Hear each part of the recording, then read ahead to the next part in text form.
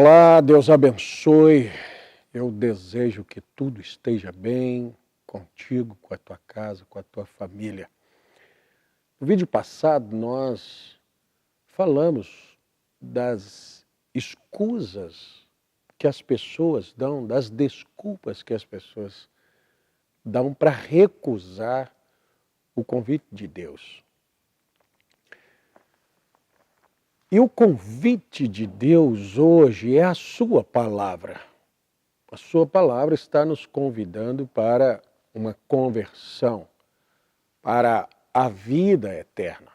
A palavra de Deus introduz o homem, nos introduz à vida eterna.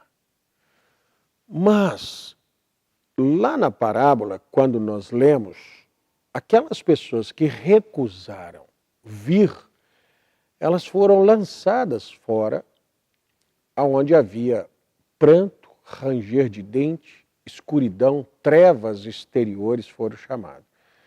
O que as lançou ali? O recusar a luz, recusar o convite.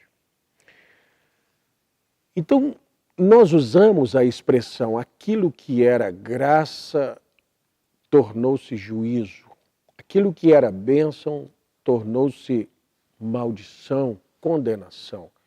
O que vai condenar o mundo? A mesma palavra de Deus hoje, que hoje é para nós bênção, graça, misericórdia, redenção, perdão, além de perdão, justificação, porque justificação vamos chamar de um nível a mais do que perdão, ela é perdoar e apagar, perdoar e esquecer e jamais se lembrar. Como é que Deus faz isso? Deus sempre fez isso. Nós temos, a partir do livro de Levíticos, ali no capítulo 9, a instituição do sacrifício. O sacerdote, os sacerdotes e o sumo sacerdote, eles faziam a ministração do sacrifício. Derramava-se o sangue de um inocente e esse sangue do inocente, ele era posto numa bacia e levado ao propiciatório.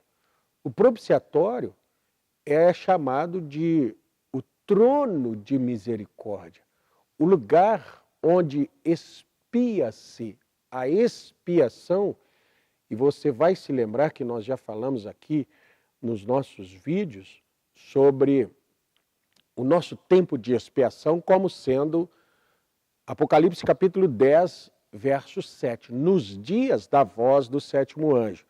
Nesses dias haveria a expiação dos pecados da noiva, dos pecados do povo de Deus. O povo de Deus teria então apagado, esquecido, expiado os seus pecados. Como? Através de um sangue derramado. Nós observamos em Levíticos capítulo 9, quando a Moisés faz a consagração de Arão e de seus filhos, a primeira coisa que Arão faz é sacrifício por si mesmo e depois pelos seus filhos e pelo povo. Para entrar nesse propiciatório, era necessário que quem entrasse levasse sangue, deveria colocar sangue nas pontas do altar, deveria aspergir sangue, quer dizer, como se fosse chuviscar sangue ali naquele mar de vidro, naquela tampa do propiciatório. Para quê? Porque o propiciatório, sem sangue, ele condenava. O sangue é que trazia perdão, expiação. Quando não houvesse sangue, quando o sangue fosse queimado, e o sangue era queimado com fogo de Deus, subia uma fumaça. E naquele momento de fumaça, a expiação havia sido feita e a partir daquele instante não haveria mais perdão se alguém entrasse ali sem o sangue. Eu quero tomar a Escritura em Apocalipse capítulo 3, Apocalipse capítulo 4 e Apocalipse capítulo 5. Mas essas escrituras de Apocalipse capítulo 5, elas são respaldadas ou respaldam Atos dos Apóstolos, capítulo 1, no verso 9, o Senhor Jesus Cristo antes estava falando a respeito do reino, falando do seu retorno, mas ele dá aos seus discípulos a comissão de permanecer ali em Jerusalém, orando, buscando a Deus, até que do alto eles fossem revestidos de poder. Quando ele dizia isto, vendo-os, verso 9 de Atos, capítulo 1, diz assim, vendo-o, foi elevado às alturas e uma nuvem o recebeu, ocultando-o a seus olhos. E estando com os olhos fitos no céu, enquanto ele subia, eis que junto deles se puseram 2 varões vestidos de branco, quais lhes disseram, homens galileus, por que estáis olhando para o céu? Este Jesus, que dentre vós foi recebido em cima no céu, há de vir, assim como para o céu o viste ir. Ele retorna. Mas antes do seu retorno, o que estaria ele fazendo? Então, Apocalipse, capítulo 1, capítulo 3, verso 20, diz assim, eis que estou à porta e bato, e se alguém ouvir a minha voz e abrir a porta, entrarei até ele e cearei com ele e ele comigo. Ao que vencer, lhe concederei que se assente comigo no meu trono, assim como eu venci e me assentei com meu Pai no seu trono. Então, lá em Atos, o Senhor Jesus Cristo havia acabado de vencer. Vencer o quê? Ele morreu, ressuscitou, aquela foi a sua vitória sobre todas as coisas, e em Atos nós o vemos subir. Para onde ele está indo? Ele está indo para o trono do Pai. O que ele faz nesse trono do Pai? Ele é o Cordeiro de Deus. Ele é o sangue derramado que agora está assentado à destra do Pai, fazendo intercessão. É um sangue que permanece ali, intercedendo pelos pecados. Tal como o Cordeiro lá atrás, em Levítico, estava intercedendo para que as pessoas não fossem consumidas pelos seus pecados. Como em Jesus Cristo encerrou-se o sacrifício de animais, precisava de um sangue agora que pudesse permanecer no trono de misericórdia, fazendo intercessão pelos erros dos pecadores. Então, Jesus Cristo agora é o sangue que intercede pelos pecados do povo de Deus. Mas, em Apocalipse capítulo 4, nós vemos que João vê um trono e o que estava sentado no trono, e logo fui arrebatado, verso 2 do capítulo 4. E eis que um trono estava posto no céu, e um assentado sobre o trono. E o que estava sentado sobre o trono era na aparência semelhante à pedra de jaspe, sardônica e arco celeste, e o arco celeste estava ao redor do trono, e a aparência era semelhante à esmeralda. E ao redor do trono havia 24 tronos, e vi assentados sobre os tronos 24 anciãos, vestidos de vestes brancas, e tinham sobre suas cabeças coroas de ouro. E do trono saíam relâmpagos e trovões e vozes, e diante do trono ardiam 7 lâmpadas de fogo, as quais são os 7 Espíritos de Deus. E havia diante do trono um mar de vidro, lembra lá do mar de vidro, o lugar do sangue, semelhante ao cristal. E no meio do trono e ao redor do trono, 4 animais cheios de olhos por diante e por trás. E o primeiro animal era semelhante a um leão, e o segundo animal semelhante a um bezerro, e tinha o terceiro animal o rosto como de um homem, E o quarto animal era semelhante a uma águia voando. E os 4 animais tinham cada um de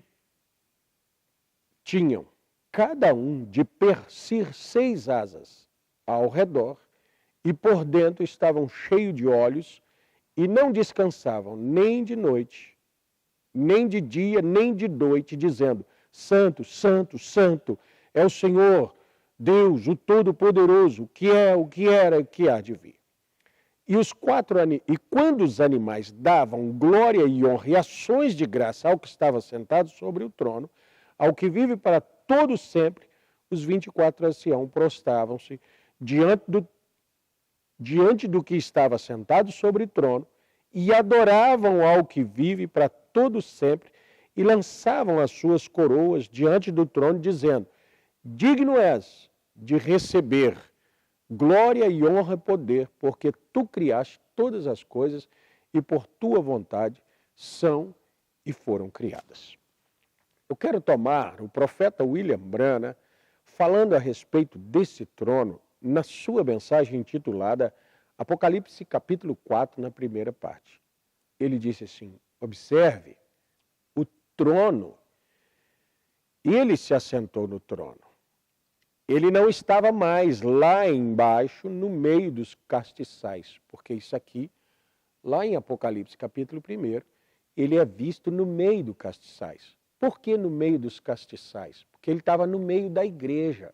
Por isso eu disse no vídeo passado que aquilo que foi um dia, graça, misericórdia, Jesus andando no meio do seu povo, anunciando a sua palavra, isso se tornaria juízo. Toda a bênção de Deus, um dia ela virou juízo. Quando? Quando ela foi rejeitada. Então esse Jesus permaneceu no meio do seu povo, andando no meio do povo, pregando sua palavra como palavra no seu povo. E o mundo não entendeu porque ele era palavra em pessoas. Quando ele é rejeitado, você vai descobrir que o primeiro verso, eu não li propositalmente, do capítulo 4, foi João sendo convidado a subir para ver coisas depois do tempo em que ele andou no meio dos castiçais. Foi Apocalipse 1, 2 e 3, ele andando nas eras. Então, ele disse, ele se assentou no trono, ele não estava lá embaixo no meio dos castiçais agora, na terra. O rapto havia chegado, ele estava na glória, assentado em seu trono. Eu quero que você observe adiante, encontraremos o mesmo no capítulo 5. Este não era o trono da misericórdia. Ele não era mais o trono da misericórdia. Ele era o trono do juízo. Ele não era trono de graça, ele é um trono de julgamento, porque fogo e relâmpago e trovões eram emitidos deles, mas não havia mais misericórdia. Estava terminado. A era da igreja havia terminado. Aquele que é imundo, continua imundo. Aquele que é justo, permanece justo. E o que é santo, continua santo. Não mais um trono de misericórdia. Nessa noite, o sangue está naquele trono. E é um trono de misericórdia para cada pecador que está procurando por misericórdia. Mas naquele dia, não será trono de misericórdia então. Será um trono de julgamento com um Deus irado ali. A palavra tem que ser recebida hoje. Você já pensou em um Deus irado? Mas por que Deus se irou? Pelo mesmo motivo daquele Senhor da ceia lá. E indignou-se o Senhor e mandou o seu exército contra. O que acontece? Esse Senhor Jesus Cristo, em Apocalipse capítulo 5, João estava chorando e disseram a ele, um dos anciãos disse, João, não chore. Aí, eis aí o leão que venceu. Ele é digno de abrir o livro. Quando ele vai abrir o livro, ele vem, João vê esse cordeiro saindo do trono. E quando ele sai do trono, aquele trono que era misericórdia, que era intercessão, ele se torna um trono de juízo, de julgamento, porque relâmpago, fumaça, fogo sai de lá. Quer dizer, aquele sangue foi consumido, Deus recebeu aquele sangue e aquilo tornou-se em fumaça. Quando ele recebe aquele sangue, aquelas pessoas para as quais o sacrifício foi feito, elas enquadram em quem é santo, seja mais santo ainda. Quem é justo, continue mais justo ainda. Mas quem é imundo, continua mais imundo. Por isso você observa a condição do mundo nos dias em que nós estamos vivendo. Nós estamos vivendo dias de uma transposição. Poderíamos chamar de um dia entrando no outro. Eu creio que falamos há algumas semanas atrás sobre um novo dia. Acredito que em um culto de escola dominical. Entre no nosso canal e você vai encontrar ali quando nós pregamos a respeito da mensagem Shalom. Há um novo dia chegando. Então nós estamos vivendo agora esse grande momento. O trono de misericórdia passando para um trono de juízo. E o mundo já recebendo as consequências disso, porque quem é imundo torne-se mais imundo. Continua imundo. Quem é santo, santifique-se ainda. Quem é justo, torne-se mais justo ainda. Então, tudo que você está ouvindo hoje, de mensagem, como sendo misericórdia de Deus, como sendo convite, isso se tornará um grande juízo. Muita coisa hoje será lembrado. Eu tenho visto homens que constroem igrejas e não vivem o evangelho pregado ali.